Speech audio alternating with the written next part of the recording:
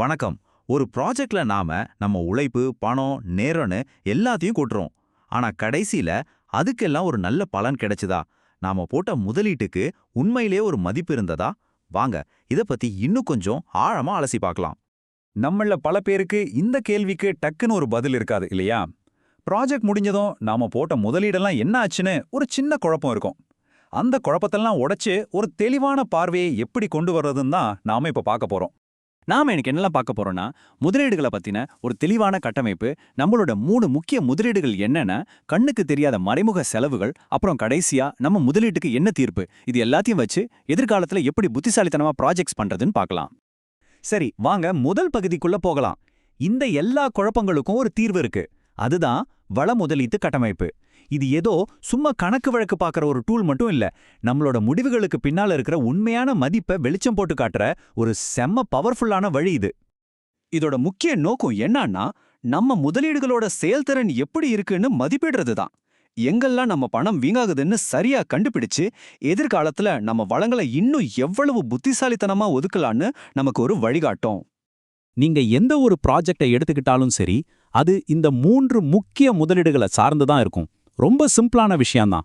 பணம், மக்கள், அப்புறம் நேரம். வாங்க, இது ஒவ்வொன்றையும் கொஞ்சம் விரிவா பார்க்கலாம்.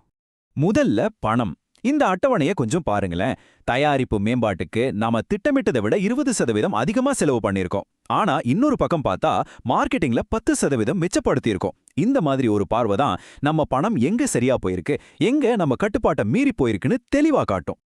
அடுத்தது மக்கள், அதாவது நம்மளோட டீம். இங்க பாருங்க, R&D டிபார்ட்மெண்ட்ல 10 பேர் சேர்ந்து சுமார் 1500 மணி நேரம் இதுக்காக வேலை செஞ்சிருக்காங்க.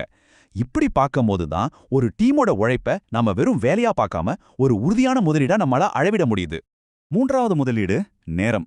இது ரொம்பவே ஒரு சுவாரஸ்யமான பகுதி. இங்க பாருங்க, டெவலப்மெண்ட் ஸ்டேஜ் மட்டும் 1 மாசம் தாமதமாகி இருக்கு. இந்த 1 மாச தாமதம்ங்கிறது சும்மா காலதாமதம் மட்டும் இல்ல. அதை அடுத்தடுத்த கட்டங்களையும் பாதிச்சு மொத்த ப்ராஜெக்டோட பணச்செலவையும் அதிகரிக்க வச்சிடும்.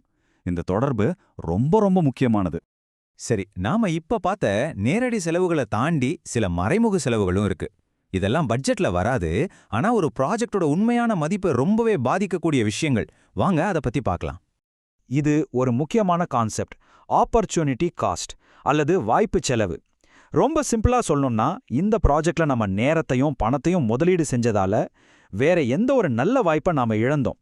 ஒருவேளை இதை விட அதிக லாபம் தரக்கூடிய இன்னொரு ப்ராஜெக்டை நாம தவறு விட்டுட்டோமா அப்படின்னு யோசிக்கிறது தான் இது. நாம பயன்படுத்துற சாஃப்ட்வேர், டூல்ஸ், மெஷின்ஸ், இது கூட ஒரு பெரிய முதலீடு தான். ஒரு கருவியை அதிக விலை கொடுத்து வாங்கிட்டு அதை வெறும் 10% மட்டும்தான் பயன்படுத்தணும்னா என்ன அர்த்தம்? அது ஒரு வீணான செலவு தானே. அதனால அந்தந்த கருவிகளோட பயன்பாட்டு விகிதத்தையும் கணக்கிடுறது ரொம்ப அவசியம். இப்ப நாம எல்லா டேட்டாவையும் ஒன்னா சேர்த்து இந்த ப்ராஜெக்ட் கடைசியில ஒரு வெற்றியா இல்லையான்னு ஒரு தீர்ப்பு சொல்ல போறோம். இதுதான் நம்ம முதலீட்டு தீர்ப்பு பகுதி. இதுக்கு ரொம்ப முக்கியமான ஒரு அளவுகோல் ROI, அதாவது முதலீட்டின் மீதான வருமானம். நம்ம முதலீடு செஞ்ச ஒவ்வொரு ரூபாய்க்கும் நமக்கு எவ்வளவு லாபம் திரும்ப கிடைச்சதுன்னு கணக்கிடுறது தான் இது. இதுதான் ஒரு ப்ராஜெக்டோட உண்மையான வெற்றியை அளந்து காட்டும். இந்த டோனட் சார்ட்டை பார்த்தாலே போதும், முழு கதையும் புரிஞ்சிடும். 80% தான் திட்டமிட்ட பட்ஜெட், ஆனா 20% அதிகமா செலவு பண்ணிருக்கோம். ப்ராஜெக்ட் பட்ஜெட்டை விட்டு வெளியே போயிடுச்சுன்னு எவ்வளவு எளிமையாது காட்டுது பாருங்க. வெறும் எண்களை மட்டும் பார்த்தா பத்தாது. நாம நம்மளையே சில முக்கியமான கேள்விகளை கேட்டுக்கணும். உதாரணத்துக்கு, நம்ம போட்ட முதலீடுகள்ல எது நமக்கு அதிக மதிப்பை கொடுத்துச்சு, எது தேவையில்லாம வீணானது. இந்த மாதிரி கேள்விகள் தான் அடுத்த முறை நம்மள இன்னும் சிறப்பா செயல்பட வைக்கும். ஒரு விஷயத்த நல்லா ஞாபகம் வச்சுக்கோங்க. இந்த முழு பகுப்பாய்வும் கடந்த காலத்தை குறை சொல்றதுக்கு இல்ல. இதிலிருந்து நாம கத்துக்கிட்டு நம்மளோட எதிர்காலத்தை இன்னும் சிறப்பா வடிவமைக்கிறதுக்கான ஒரு வழிகாட்டி தான் இது. உதாரணமா, முதல் படி என்னன்னா, மதிப்பின் அடிப்படையில நம்ம வளங்களை மேம்படுத்துறது. நம்ம பகுப்பாய்வுல மார்க்கெட்டிங் முதலீடு நல்ல ROI கொடுத்ததுன்னு தெரிஞ்சா அடுத்த ப்ராஜெக்ட்ல அதுக்கு கொஞ்சம் அதிகமா பட்ஜெட் ஒதுக்கலாம். இப்படிதான் நாம கத்துக்கிட்ட ஒரு விஷயத்த செயலா மாத்தணும். கடைசியா இந்த ஒரு கேள்வியை எப்பவும் உங்க மனசுல வச்சுக்கோங்க. நாம முதலீடு செஞ்ச நேரத்துக்கும் பணத்துக்கும் உழைப்புக்கும் சரியான பலன் கிடைச்சுதா? இந்த கேள்விக்கான பதில்தான் உங்களுடைய அடுத்த வெற்றிக்கான முதல் படி. சிந்தித்து செயல்படுங்கள். நன்றி.